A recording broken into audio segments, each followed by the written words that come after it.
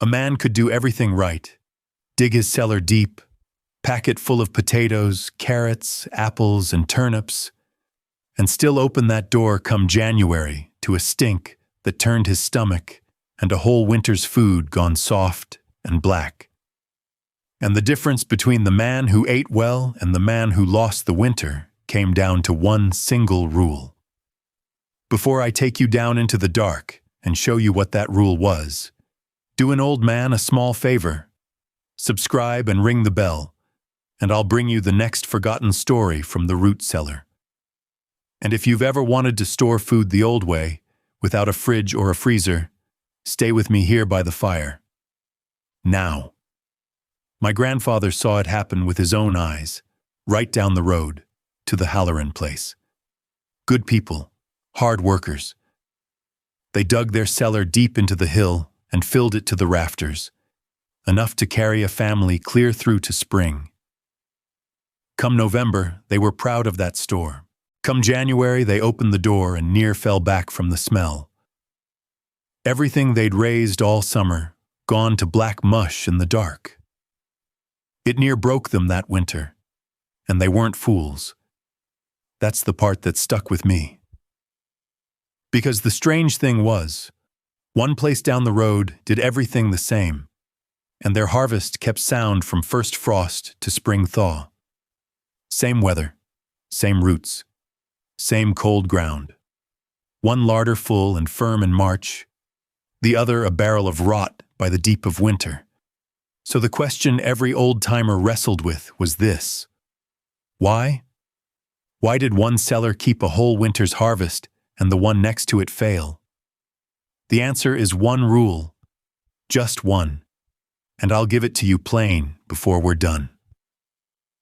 But you won't believe how simple it is until you understand why so many cellars rotted in the first place. So let me show you. Picture your own door in January, sweet earth, or a stink that turns your stomach. That's the difference we're chasing, and it starts with a mistake a lot of good men made. They sealed the cellar up tight. Made sense to them. Cold's the enemy, they figured. So hold the cold in, keep the frost out, pack the door with rags, and shut it fast till spring, and they killed their own harvest doing it. Here's what they never knew. Those roots down there are still alive. A potato in the dark is still breathing, slow and quiet, giving off a little moisture and a little gas. A gas that ripens and softens everything sitting near it. Seal all that up in still, dead air, and one soft apple in the corner turns to 2, turns to 10. One bad apple spoils the lot. That's no old wives' tale. That's chemistry in the dark, with the door shut tight. So sealing the cellar was one deadly mistake. But here's what'll get you. The exact opposite mistake ruined just as many cellars, and it killed slower, drier, where nobody thought to look. That slower, drier death crept in so quiet, a man hardly noticed it starting. He'd left his cellar too open, too airy, proud of how fresh it smelled, and the dry air just drank the life right out of everything on the shelf. The ground under his feet, robbed of its damp, gave nothing back to the roots. So they gave up what little they had. His carrots went limp and rubbery, bending like old rope in his hand. His potatoes shriveled to leather by Christmas, wrinkled and light and half the weight they went in at. And there's the cruel joke of the whole thing. Seal it tight, and your harvest rots black in its own breath. Throw it wide open, and your harvest dries to leather on the shelf. Both men did everything else right. Both men lost the winter. The answer never sat at either end. It sat quiet in the middle, and hardly anybody thought to look there. Now, the old-timers had no thermometer, no gauge, nothing on a wall to read. They read the cellar with their nose. They'd come down the steps, stand a moment in the dark, and breathe. A sweet, earthy cool meant all was well. That clean smell of good ground and firm roots resting easy. Every barrel sound, every apple keeping. Next time you're in a cool, damp place, a real one, breathe in slow. That sweet, earthy smell is exactly what an old-timer trusted his whole winter to. He'd have known in one breath whether his family ate come February. But a sour or musty note meant trouble was starting. Just a whiff of it, hanging low near the barrels. That's when a man lit his lantern and went down at once, not tomorrow, that same hour, because he knew one soft apple, one rotten turnip, would push everything near it to spoil. One bad apple spoils the lot, they said, and they meant it dead plain. He'd kneel, sort by hand, and pull out the bad one before it took the barrel with it. So what was the rule? What kept one cellar sound and the one down the road a stinking ruin? It wasn't the cold. Cold alone never saved a harvest. The two dry men had cold, and their potatoes still turned to leather. It wasn't the ceiling either. The sealed men had cold locked up tight, and theirs went black. Here it is, the whole secret, and it's simpler than any gadget you could buy. The one rule the old-timers swore by was the honest balance of moving air and cool, damp earth. That's it. Airflow and the ground itself. Two things, held together. The cellar was dug straight into the hillside, walls of bare earth all around, so the ground held it steady near freezing, but never froze. And the floor, no boards, no stone. Just bare dirt, or a bed of damp sand. That honest earth gave up its own quiet moisture, slow and steady, and kept the roots plump and firm right through the dark months. But naming the rule isn't the same as working it, because a cellar has to breathe. My grandfather kept two wooden vents, one low and one high, and he tended them by hand through every mild day and every bitter, freezing night. How he worked those two vents, that was the whole difference between a full larder and a barrel of rot. So here's how those two vents worked, plain as I can tell it. Cold air is heavy. It slides in through the low vent near the floor and pools down where the roots sit.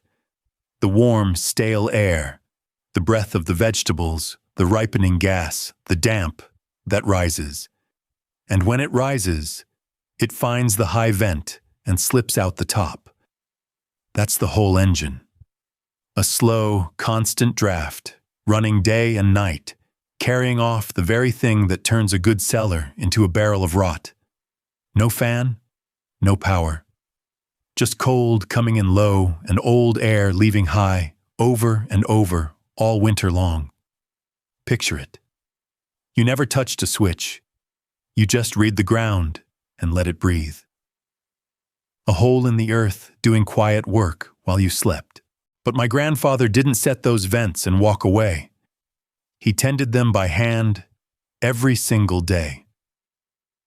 On a mild afternoon, when the thaw softened the yard, he opened them both wide and let the fresh air pull straight through, sweeping the cellar clean. Then a bitter night would come, 20 below, the kind that freezes a potato solid and ruins it. And on those nights he'd go down with a twist of straw and plug the vents up tight, so nothing froze. Open on the warm days, plugged on the killing cold ones. That was the reading. That was the skill. And he didn't just pile everything in together, neither. He kept the foods apart, each in its place. Apples off on their own, on a shelf by themselves, because apples push everything near them to spoil. One bad apple spoils the lot, and even the good ones give off that ripening breath that softens whatever's beside them. So they lived alone. Potatoes went in the dark, in a deep bin. Potatoes in the dark, so they didn't green. Light turns a potato green and bitter, so you keep it black as midnight down there. The carrots and the turnips, he bedded them in damp sand, buried right up to their shoulders, so the honest earth kept them plump and firm clear through to spring. And he never washed a root before storing it. Not once. That dirt clinging to a carrot isn't filth. It's a coat, a bit of the ground's own moisture holding on, protecting it. Wash it off and you open the door to rot. Nothing metal down there, nothing airtight, nothing sealed. Just wood, earth, sand, and moving air. The four honest things. And it worked. That's the part that still gets me. From the first hard frost of October right through to the spring thaw, that larder stayed full. Come April, when the last snow was rotting off the hillside, he'd still go down and bring up firm potatoes and sweet carrots for the table. A whole winter fed from a hole in the ground. Now, if you ever try any of this yourself, use your head. Mind modern food safety sense. Go down with a light now and then, and cull anything that's off the moment you smell it sour. A sweet, earthy cool means all is well. A musty note means trouble, and you pull it before it spreads. But that's it. That's the whole rule. Not cold alone, not sealing it tight. Just the honest balance of moving air and cool, damp earth, worked by two little vents and a patient hand. The almost lost rule told plain around the fire. Sit tight by the fire, and I'll bring you the next forgotten story from the root cellar.